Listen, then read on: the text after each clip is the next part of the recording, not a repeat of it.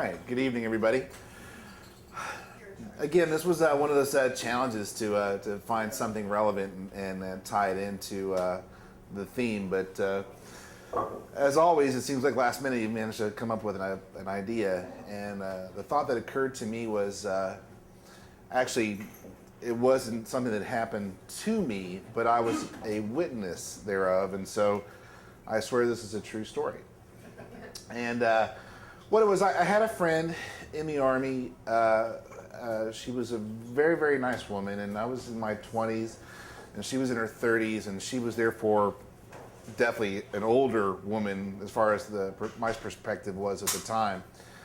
And she, again, very sweet woman, very nice, very intelligent woman, a little bit maybe scatterbrained or out there, but nice, generally speaking. And the thing of it was with her is that she was wicked, and again, nothing wrong with that. And I think we're all on a search in some respects for or another, as to our spirituality. And of course, for a bunch of Army guys, a religion that grants women so much power, we as a default think there's no way that's possibly the correct religion to be in. But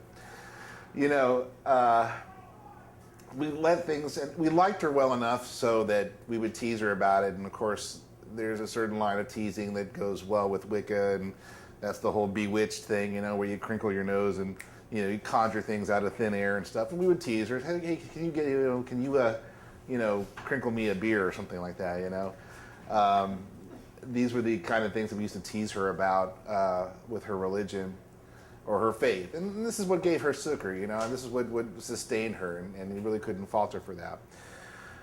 But one day, every year, we had a PT test, where you do push-ups and sit-ups and go running. And she was older, and she was, she was curvy. She was not an athlete by any stretch of the imagination.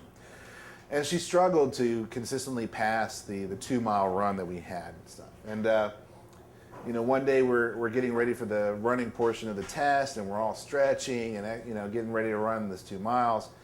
And one of the guys that we were with in our little group, who very sarcastic sense of humor, but without the charm, kind of goes into her and starts to make fun of her, and starts to tie in both her religion and the situation she has with the running, which was, hey Beth, if you're into witchcraft, why don't you turn yourself into a cheetah during the run, and then that way you can pass this test or whatever, And there was kind of a silence on our part because we were embarrassed for her. We felt, okay, that one crosses the line a little bit, why kick her when she's down and stuff,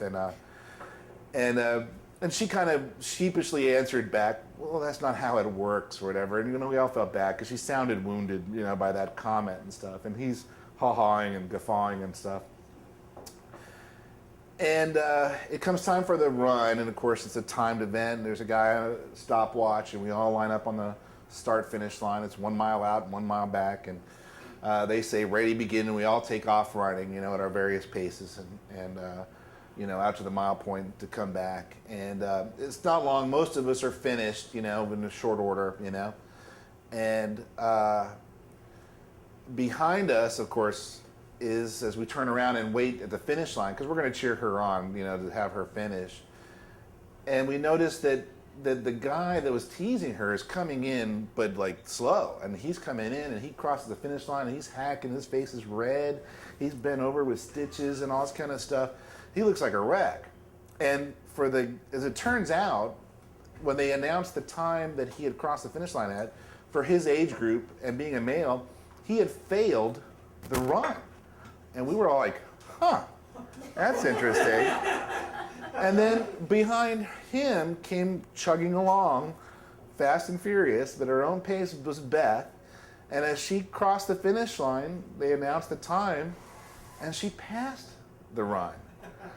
And so we were thinking to ourselves, okay, maybe witchcraft had something to do with that, and maybe she put a spell on that guy to make him, suddenly get all stitched up or whatever with the run.